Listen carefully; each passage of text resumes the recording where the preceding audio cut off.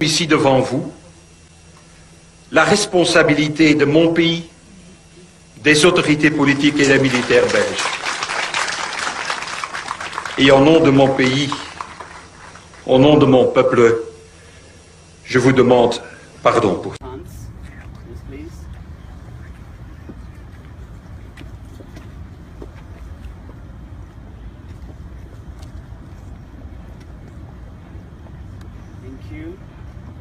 Like to welcome. Je veux dire, quand on dit le Rwanda attaque le Congo, ça c'est de la communication congolaise. Point barre. Ça veut dire qu'on dénie au M23 le droit d'exister. Ça veut dire qu'on dénie aux Tutsis congolais le droit d'exister.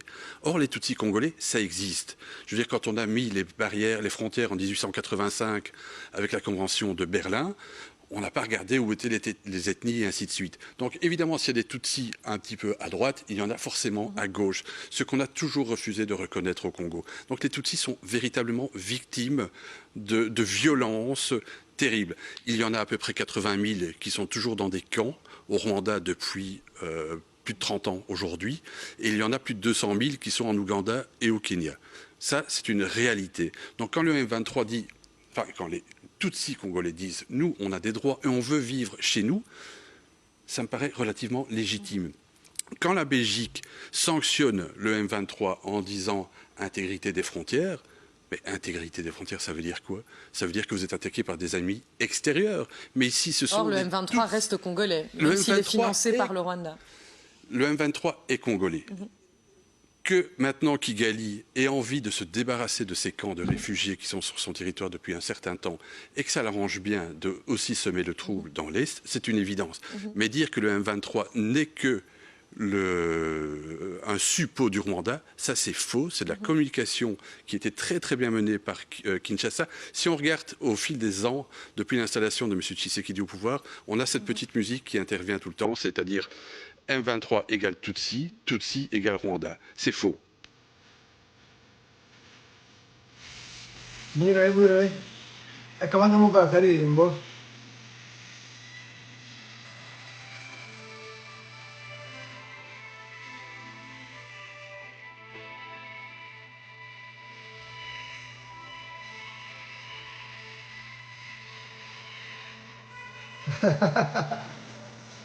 Nabaduhangara mwiriwe none ndagarutse kubaganiriza gatoya uko bisanzwe hari hashize iminsi njyamo 2 cyangwa 3 ariko na weekend yari iri mu weekend rero akenshi tuba tuburiza space tukomeza uyu mujyo nyine no kuvuga u Rwanda no kuruvuganira no kururengera mu mpande zose tunyamoza abanyagwa batsinzwe basigaranye umunwa gusa kandi kutuzahora no kutuzakomeza kuko turi tufite ukuri tugomba kuvugisha ukuri. Njye kugaruka gataka ku biki ibibazo bivugwa ari n'amakabya nkuru arimo n'ibintu nk'ibihuha abantu bo kuri YouTube bakabya cyane bagira ngo bacire kuba mu by'ukuri baye bibonere views. Ikintu ndi buvuga cya mbere nuko kuvuga ngo ababirigi baje bari kare ku rugamba ibyo sicyo namba kwa bari muri Kongo nibisanzwe bashaka ko bari za Lubumbashi za mu bindi bice batoza bari abasirikare niba uburyo batoza nibyo ntazi ariko kuva ngo baraje ku rugamba ngo kajujugu yabajugunya naha ntago amakuru ufite sukuri kubera ko ntago wakwigereza ari amashamba bakazi kabajugunya muri kajugujugu aho hantu kwa bahize umutekano iki batanaraswa na M23 baraswa na Maimai baraswa n'imitwe y'inyeshambi inyange muri karakare so ibyo ni ikinyoma rose kandi ikindi nta hantu bajya batari kumwe n'izo ngabo za Kongo babafasha aho bashaka deploying ingabo zabo manevre ya gisirikare aho bayikorera hose birashoboka ariko kuva ngo baje kurwana M23 cyo ntabwo ari cyo. Ikindi barabizi neza uburyo bavuye mu Rwanda. Usibye mu 1994 igihe cya Minwari bata abatutsi muri leta bakajya bakabagabiza bya bikoko by'ibitera hamwe. No mu 1990 burya inkotanyi zitangije urugamba rwo kubora igihugu, baraje abakomando baraje bageze kuri 800 n'ama helicopter yabo n'amabrende yabo baza kurwana na FPR kijyagiye. Ntabwo byabahiriye. Rero izo nkotanyi bakeka ko ziri nyuma ya M23, wenda no usinyo gukeka gusa, bazi ko tunaturanye, bazi nibazo dufitanye, bazi ko bagiye bahembera FDLR. Ndaza gusho twawugiye nanone twa FDLR ukuntu babanaga n'aba na za MONUSCO. N'uburyo kwibutsa gusa. Rero kuba FDLR yararwanyijwe na M23 nubwo buryo bwonyine bushobora kugarura amahoro muri aka karere. Kabone niyo Kisegeda atabyemera. Ariko uko bigaragara yatangiye yakubiswa ahababaza yoroshya ibintu. Nicyo twavuga. Ikindi twashimangira nuko naho M23 yageze ubu ngubu biratanga icyizere cyuko bashoboye ibyo mu buryo bwo kuyobora, mu buryo bwo gufasha abaturage kuva mu kaga bamaze imyaka myinshi. Nibo bonyine bashoboye kugarura umutekano. Ariko ari n'abantu bakabya ngo amasasu yavugiye Goma, amasasu yavugiye Bukavu. Twarwanye n'abacengezi, twarafashe igihugu cyose. Twarwanye n'abacengezi kugeza 1998 nkanswe abangaba bamaze amezi 2-3 bafashe Goma na Bukavu. Mbona na amezi 3 arashira. Muribuka imitwe yari hari kwiyanganaga. Imitwe w'abaturage imbunda hafi 90% y'abaturage batuye bose afite imbunda, kandi bose ntabwo barazitanga. Kandi benshi barakizera ko Kisegeda azaza kubabohora. Ariko buhoro uko M23 igenda yagura ubuyobozi, uko yagenda yagura ahantu ibohora inashe ubutegetsi buhamye, nuko abanga bazagenda batsirwa buhoro bizatwara iki. Ariko nta kuvuga ngo M23 ngo byacitse, ngo Goma nta mutekano hari, nta gwano hizewe. Ibyo ni ukabya no gushaka views. Muremerera abantu bari ku rugamba hariya, kuko nzi ko bakurikira. Hari space imoto turiho barabivuga. Umuntu umwe muri M23 avuga ngo ariko ibyo bamuvuga mujya mwumva ko turi mu ntambara kandi itatworoheye. Atanga igitekerezo, narabishimye mu byukuri. So ikindi nakongeraho nuko kuvuga ngo M23 ngo yavuye Walikari M23 yavuye Walikari jya hehe? Yavanywe nande? FARDC yakubitwiza hagaruka se cyangwa abazalendo? Ntabwo bishoboka. Niba yavuye mu gasantere muri santere ya Walikari bakora iki? Icyangombwa se cyo kubaka mu ngengero zaho mu misozi yaho kugira ngo M23 itazagira abayitera baturutse mu mane n'impande. Ikindi FARDC numvise ngo yishimira ko M23 yavuye Walikari. FARDC yavuze ko itazajya ibitero ko muri M23. Ntabwo mpamye ko batazabikora. Ariko mu gitondo namaze mvuga ko ngo drone yaje Walikari. Kandi icyo ndivuga ni kimwe nuko FARDC ubwayo n'abazarenda ntibagira komanda, ntibagira commandement, ntibagira ubayobora. Buri wese afata decision ko yishakiye. Ikiza gihari ngubu nuko Walikari birasa nkaho ariho iherezo rya FDLR. Niyo bari bafite indiri nyinshi kubera mu by'agaciro yarahari. Kandi bakoraga n'ababirigi. Ni nayo mpamvu rero abakwirakwiza inkuru ngo babirigi bahageze bazanye abasirikare bashaka bashingiye muri aya marangamutima yo kumva ko FDLR igihari, bashebuje baje kwiyamba, baje kwitera inkunga. Ntabwo ari byo rwose. ibyo ni gukwirakwiza ibihuha rwose bitafite ishingiro. Ariko wenda uko bigenda bitera imbere, ahari bazaza kutoza abasirikare bivuze nk'itangira, cyangwa se wenda baba hafi bakajya kuri laterali kurasisha imbunda zirasa kure. Ariko aho bazayitega no ntazi, kubera ko hari amashamba ya muri Kongo kwangana, sinzi ko bazamenya aho M23 iherereye. Bari abahungu n'inyeshamba, amashamba bamenyereye, bamaze hafi imyaka irenga 20, babaye muri Sabyenye imyaka 5, hano hakomeye cyane haba imbeho idasanzwe. So rero nta uzaba ikiza gihari ubu ngubu, niyo ntambwe y'imishyikirano, niyo ntambwe yo kugira ngo isi yumve ko bagomba gutegwa amatwi, kuko iyo ntebe y'ibiganiro, iyo ntebe ameze y'ibiganiro niyo bahiteretse kubw'imbaraga zabo. Nongeye nkomeza abanyarwanda cyangwa se inshuti za M23 mbakomeza rwose, nta mpungenge zihari, bari mu kazi kabo kandi bagakora neza. Niyo bavuze ko hagati intambara haba inyungu nyinshi, haba n'ibyo biganiro, haba ibyo biganiro, haba no gutoza abasirikare, haba no kuvura abakomeretse, haba no kubaka defense z'ahantu bafashe, haba harimo uburyo bwinshi, habamo ibikorwa byinshi, kandi ibyo bikorwa biba bigaragara ko babirimo. So rero ntabwo ndi butinde cyane, kuko ari video ari ikiganiro ndi bushiro cy'umugabo w'umubirigi yavuze birambuye ubufatanye bw'ababirigi n'ingoma ya Byarimana n'ingoma nabo babahunye muri Kongo. Yajya bisobanura neza cyane n'umubirigi, asobanura ko urwango ababirigi bafitiye leta y'u Rwanda ko ntabwo bigize bemera ubuyobozi bwiza buri mu gihugu, ubuyobozi bwa FPR, ubuyobozi buyobowe na Perezida Kagame, ntabwo bigize babwemera. Ntabwo nzi ko ari batanga uwo mugisha wo kwemera ubuyobozi bwacu gushaka twe abaturage.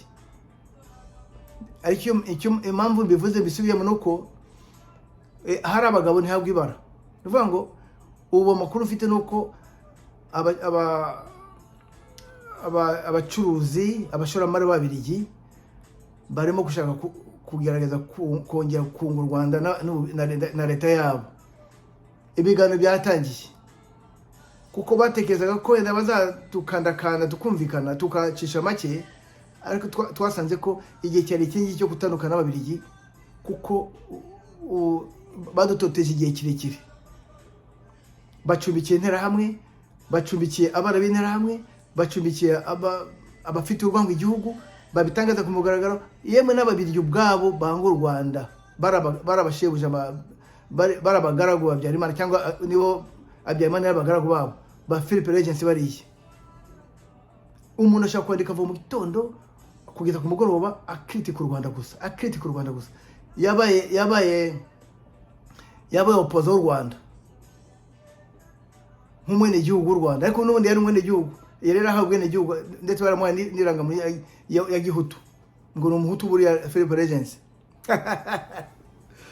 Ariko hari umugabo wabisobanuye neza, yasobanura urwo rwango aho rushingiye.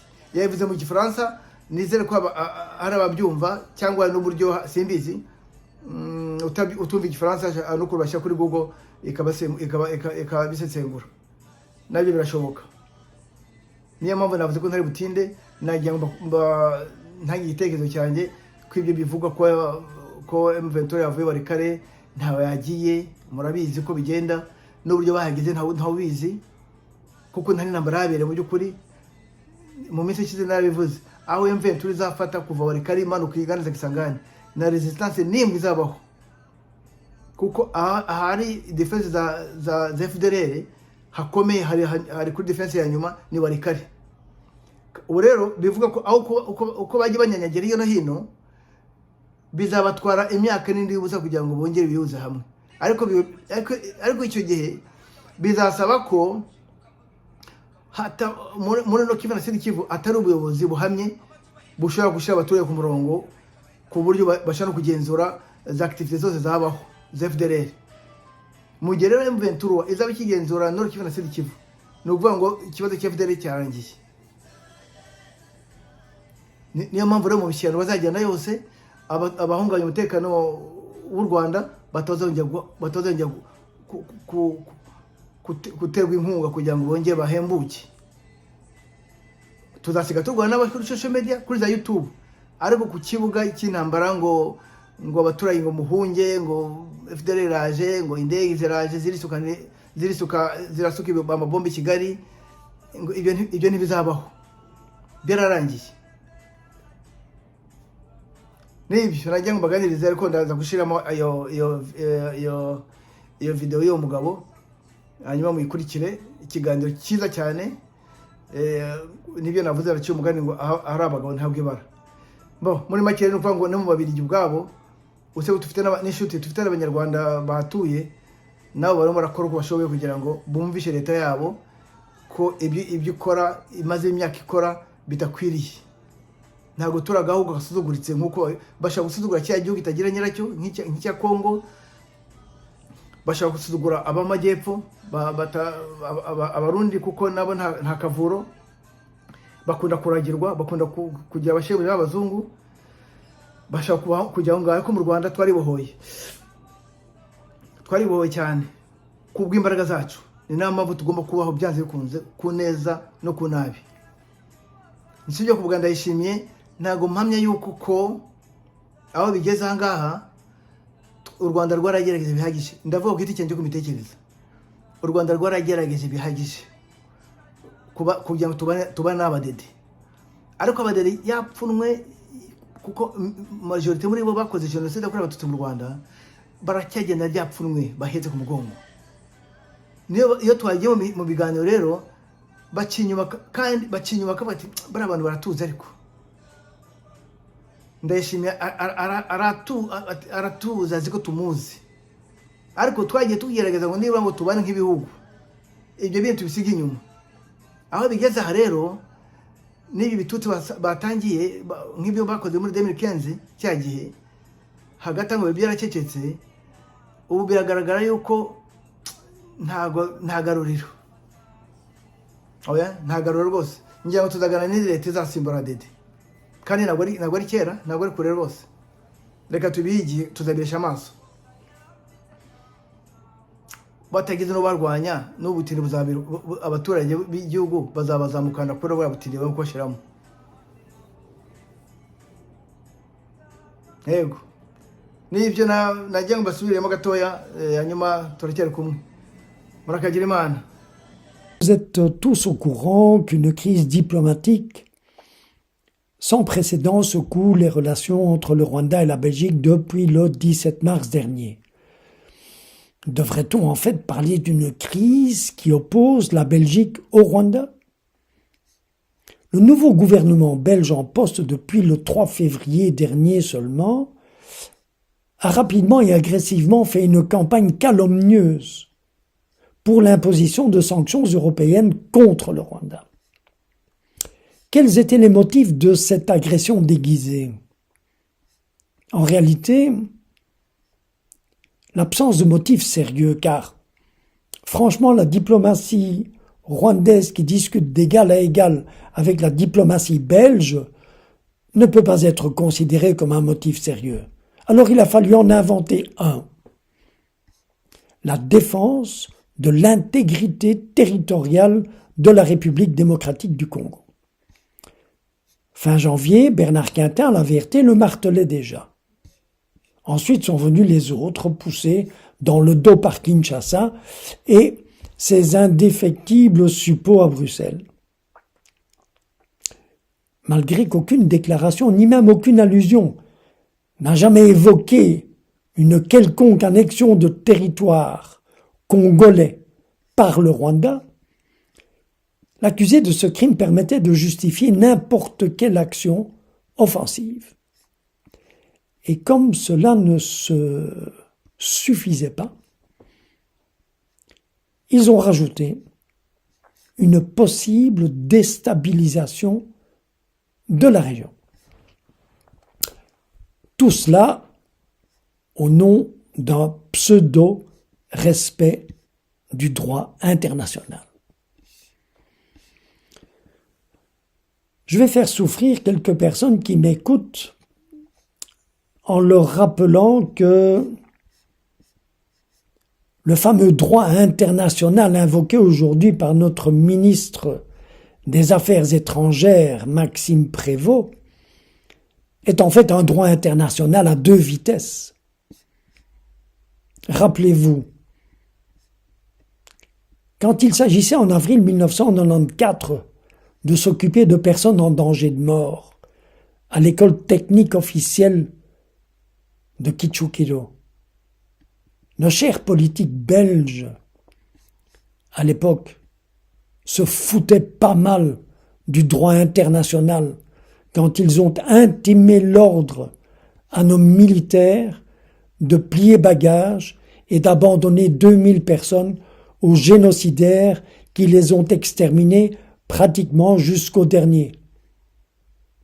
En outre, nos militaires à l'époque auraient été pleinement en droit de refuser cet ordre criminel d'abandon de populations en danger de mort, car la Belgique avait cette obligation de faire respecter le droit humanitaire. Tiens, à propos, qui a fait campagne pour que des sanctions soient imposées à cette Belgique qui ne respectait pas le droit humanitaire? Plus grave, la mission de militaires avait été tellement mal préparée qu'ils ne disposaient même pas de l'armement nécessaire pour intervenir efficacement sur le terrain, parce qu'à l'époque, les démocrates flamands, au pouvoir en Belgique, dans le parfait alignement de l'idéologie de l'internationale démocrate chrétienne, avaient l'intention de saboter la mission dans laquelle ils envoyaient nos militaires. La Belgique avait signé la Convention sur le droit humanitaire et tous les avenants après. Et elle les foulait allègrement aux pieds dès qu'il s'agissait à l'époque, pour des raisons purement politiques, de défendre les tueurs dans leur action génocidaire. Qui a réclamé et obtenu des sanctions contre la Belgique?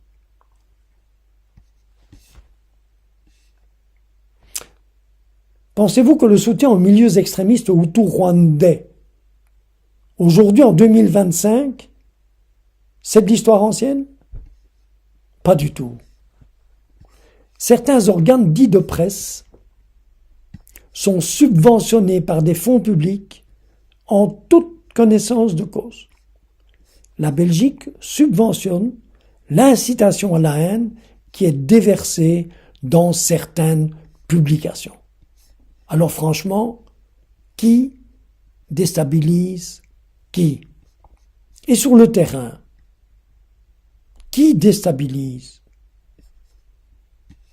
Depuis août 1994, le Rwanda subit une déstabilisation orchestrée à l'époque par des forces obscures françaises et belges, utilisant les génocidaires rwandais réfugiés sur le sol congolais et qui n'ont intentionnellement pas été désarmés dans leur fuite. Les attaques journalières perpétrées par ces génocidaires à partir des camps de réfugiés au Congo visaient encore et toujours à massacrer des innocents rescapés miraculeusement du génocide. Parce que témoins potentiels. Je me permets de vous rappeler que la tête d'un rescapé du génocide était mise à prix pour 5 000 francs rwandais par les génocidaires. 3 € d'aujourd'hui. 3 petits euros. Qui a cherché à faire taire ces génocidaires qui continuaient leur œuvre de destruction humaine ciblée? Certainement pas la France, et encore moins la Belgique. Qui a soutenu les demandes du Rwanda de déplacer les camps de réfugiés que les génocidaires utilisaient sans se cacher et usaient comme tremplin pour leurs attaques pratiquement journalières sur le Rwanda? Certainement pas la France et encore moins la Belgique. Alors que ces attaques quasi quotidiennes l'étaient dans le cadre d'une opération, tenez-vous bien, dénommée insecticide. Et croyez-moi, je ne vous parle pas ici d'une fiction que j'aurais été pioché dans l'une ou l'autre revue. Je vous parle de quelque chose que j'ai vécu. Non pas pendant quelques heures, ni pendant quelques jours, mais pendant près de 2 ans, sur le terrain. Qui n'a pas fait pression sur les autorités congolaises pour s'occuper de l'arrestation des génocidaires afin de les présenter devant la justice? N'importe laquelle après tout. Mais une justice. Au lieu de les laisser courir en liberté intentionnellement en se disant que peut-être un jour ils pourraient être utilisés. Qui a passé sous silence le massacre des populations du Nord Kivu par ces génocidaires? La diplomatie belge. Qui ne s'est pas indigné ou n'a pas cherché à mettre un holà à un génocide en cours dans le Nord Kivu qui a provoqué un exode de plus de 600 000 réfugiés congolais qui ont dû trouver asile dans les pays limitrophes? La diplomatie belge. Qui n'a pas cherché à faire pression sur le gouvernement de Kinshasa qui orchestrait une campagne raciste à l'encontre d'une partie de sa propre population? Je vous le mets en mille. La diplomatie belge. Pensez-vous sérieusement que ces populations maltraitées depuis des décennies allaient indéfiniment se taire ou se plier aux 4 volontés d'une bande d'incapables? Qui est à la manœuvre derrière ceux qui sont qualifiés honteusement d'envahisseurs alors qu'ils sont Congolais, des Congolais en colère et qui se soulèvent contre un pouvoir central qui les maltraite et souhaite leur disparition? La diplomatie belge. Comment a-t-on l'indécence de qualifier des gens qui s'accrochent à leur seule richesse, leur terre? Comment les qualifie-t-on d'envahisseurs? Comment faites-vous pour envahir votre propre maison? Votre voisin de palier entre chez vous pour vous chasser, vous résistez et vous vous faites taxer d'envahisseurs? Il est où le bon sens? Qui a été incapable d'entrevoir le pourrissement d'une situation potentiellement explosive depuis que les graines de la discorde avaient été plantées dans la région par les grandes puissances de l'époque en 1885? Graines de la discorde que la Belgique s'est amusée à multiplier et arroser copieusement entre 1920 et aujourd'hui. Une Belgique incapable de voir la poutre qu'elle a dans son œil quand elle reproche au Rwanda la brindille qu'elle a dans le sien? La réponse à toutes ces questions est la même. Des politiciens de salon qui se foutent pas mal des populations pour lesquelles ils prennent des décisions malheureuses. Lorsque le Congo massait le long de la frontière du Rwanda son armée, qu'il réalisait quelques survols de la région avec des avions militaires, histoire d'intimider son voisin, qu'il massait des dizaines de milliers de militaires issus d'Afrique du Sud, du Malawi, de Tanzanie, du Burundi, encadrés par des mercenaires roumains.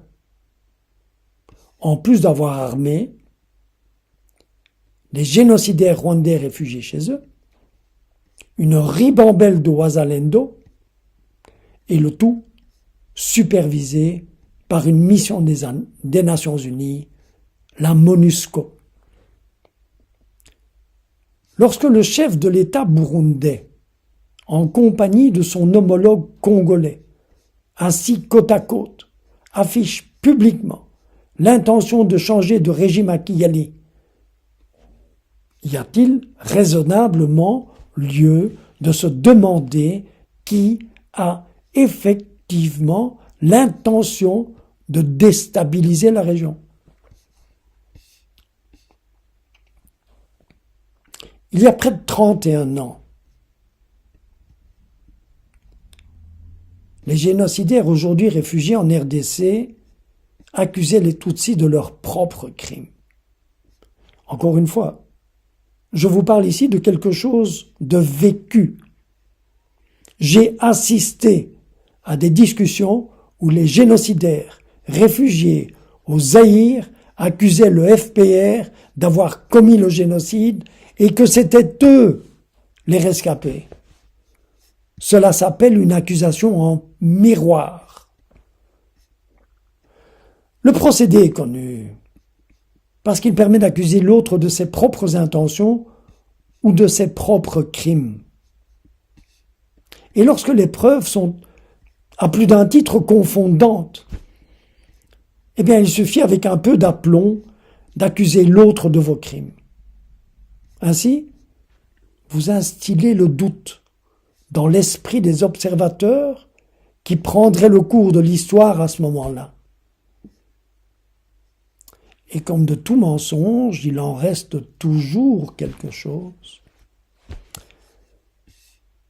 La communauté internationale à l'époque, et la Belgique en particulier, n'a assez étrangement pas réagi, laissant se dérouler un plan d'extermination des Tutsis dont l'existence ne pouvait leur être inconnue. Rappelons qu'il s'agissait quand même de la énième tentative d'élimination des Tutsis, tentative à laquelle certains Belges avaient activement participé, voire été les instigateurs, dès 1959. Ce passé trouble de la Belgique jette une ombre pesante sur les accusations actuelles, d'autant plus que, aujourd'hui, jusqu'aujourd'hui, il existe un tas d'escrocs en liberté d'expression qui distillent leur venin dans les médias et officines ministérielles dont certains politiciens actuels s'abreuvent et pour nombre d'entre eux en ont fait leur credo. Si seulement,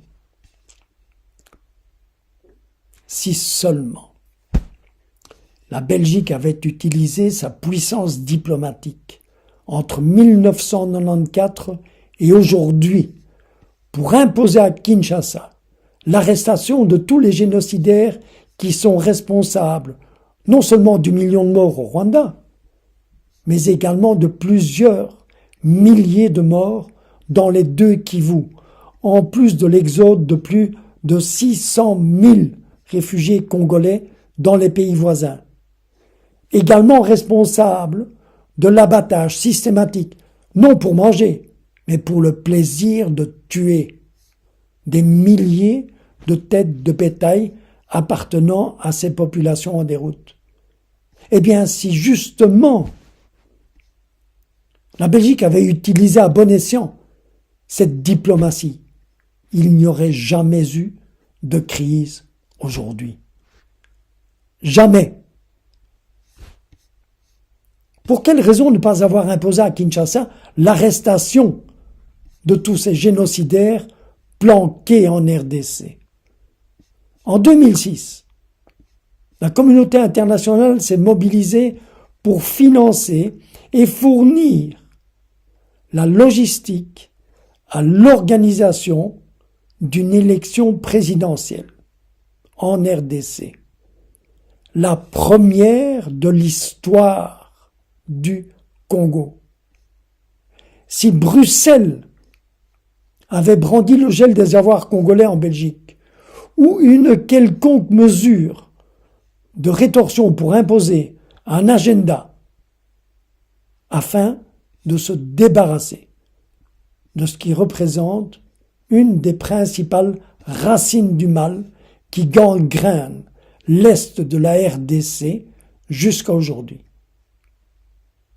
Pourquoi ne pas avoir profité de ces leviers pour imposer cette mesure simple à mettre en place? Était-ce pour emboîter le pas hypocritement de ce qui fut pendant un certain temps un objectif de la France, à savoir la constitution et l'armement d'une force militaire en vue d'une possible reprise de pouvoir à Kigali? Non seulement rien n'a été fait pour l'arrestation de ces génocidaires, mais ils ont été enrôlés dans l'armée régulière congolaise. Et que par conséquent, excusez du peu, mais en fournissant la logistique, le gîte et le couvert à cette entreprise génocidaire et en la haranguant publiquement d'agir à sa place sur le terrain, Kinshasa se rendait coupable de complicité de crimes contre l'humanité. Qu'a fait la Belgique à ce moment-là?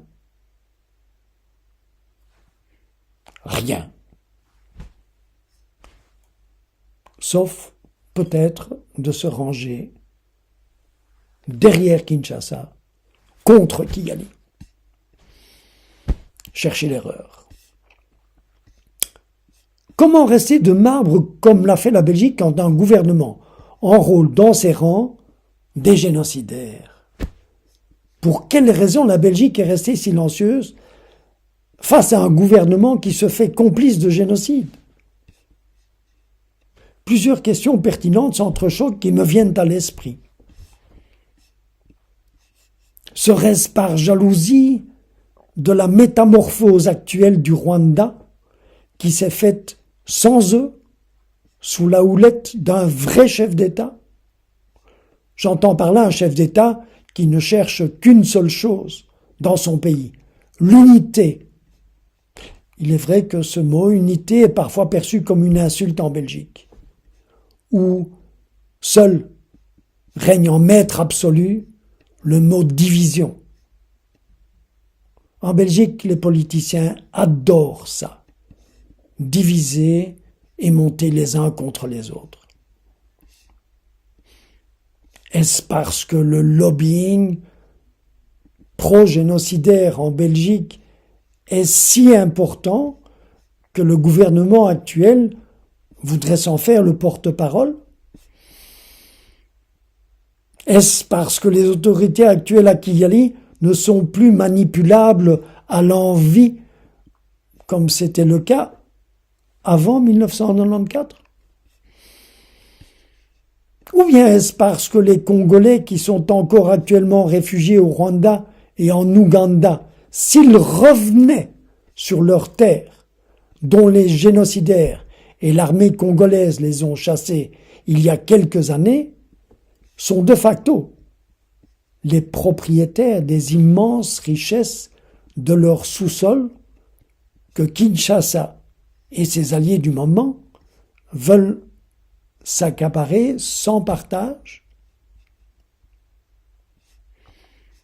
Serait-ce parce que tout ce petit monde mange dans la même gamelle au détriment du peuple congolais et qu'il n'y a pas vraiment de raison pour que cela change? Ou bien encore serait-ce parce qu'il est insupportable d'imaginer que si les principaux chefs d'État d'Afrique décidaient de jouer d'égal à égal avec leurs homologues du reste du monde, que cela ferait de l'Afrique un continent qui imposerait son point de vue au lieu de continuer à subir celui des autres. Mais voilà, le Rwanda dérange. Le Rwanda est l'exemple parfait de ce que les autres pays d'Afrique devraient faire. Se développer. Se développer sans la cangue des anciennes métropoles qui ne cherchent qu'une seule chose, la mise au pas d'un développement selon leurs critères à eux. Critères qui n'ont rien à voir avec le véritable épanouissement et les besoins du pays en question. Ce sont leurs critères bien à eux où tout doit être sous leur contrôle, où toutes les richesses sont sous leur contrôle. Car si effectivement les pays producteurs étaient maîtres de leurs richesses, ce seraient les pays africains qui décideraient du prix de leurs matières premières, chose qu'il est impératif d'empêcher par les anciennes métropoles. Et ce n'est certainement pas un génocide qui les en dissuaderait. Serait-ce parce que l'actuel président du Rwanda est justement le porte-drapeau de ce mouvement d'émancipation qu'il faille à tout prix le faire taire? Est-ce par esprit de représailles d'avoir perdu leur toute-puissance au Rwanda, celui d'avant 1994, que les enfants de l'Internationale démocrate chrétienne agissent aujourd'hui? Parce que si vous analysez la position de la diplomatie belge depuis quelques mois, elle correspond en tout point à la position de l'IDC à partir de 1990 au Rwanda. Diabolisation des Tutsis, n'entendre aucune des revendications de ces derniers, ignorer les racines du mal et mettre tout en œuvre pour faire capoter des négociations entre les parties concernées, etc., etc. Comment est-il possible que notre ministre des Affaires étrangères puisse entraîner la Belgique et l'Europe en 2025 dans une spirale de haine sur base de vulgaires mensonges? Est-ce que notre ministre des Affaires étrangères aurait été contaminé par des gens qui ne font pas mystère de leurs amitiés avec les milieux extrémistes hutus-rwandais en Belgique? Notre ministre des Affaires étrangères se serait-il accoquiné avec le milieu des gens qui considèrent Jean Kambanda comme je cite, comme un démocrate convaincu, porteur de valeurs, de solidarité et d'humanisme, doué d'un sens profond du bien commun? Notre ministre des Affaires étrangères aurait-il été convaincu par des gens qui considèrent que l'ex-premier ministre intérimaire du Rwanda, pendant le génocide, a été condamné à tort dans un procès injuste et qui, dans un livre paru en avril 2012, justifie le génocide?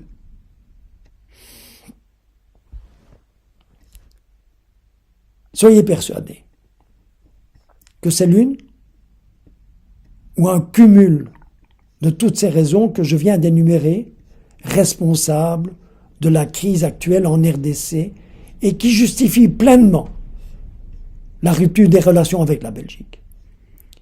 Et j'oserais presque dire, ce n'est qu'un début.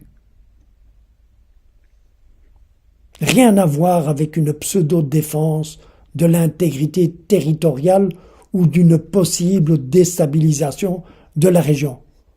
Peut-être avec une des facettes du droit international, mais alors celui à deux vitesses, quand il arrange la Belgique.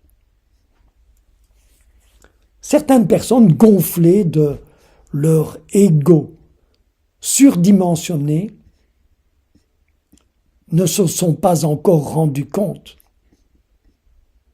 qu'il y a un après 1994 enclenché de manière irréversible. Le Rwanda et la RDC discutent en tête à tête de leur avenir ailleurs qu'à Bruxelles. Et si la rencontre à Doha laisse un enseignement, ce sera celui que Kinshasa a besoin de Bruxelles, alors que Kigali peut s'en passer.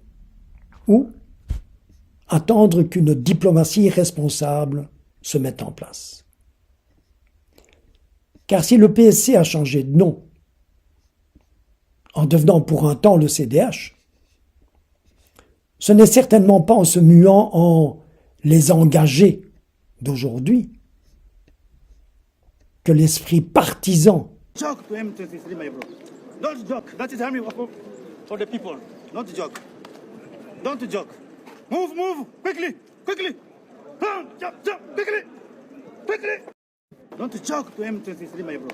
Don't joke. That is army for the people. Not joke. Don't joke. Move, move, quickly, quickly. Jump, jump, quickly, quickly. Don't joke to M23, my bro. Don't joke. That is army for the people. Not joke. Don't joke. Move, move, quickly, quickly. Jump, jump, quickly, quickly. Don't joke to M23, my bro.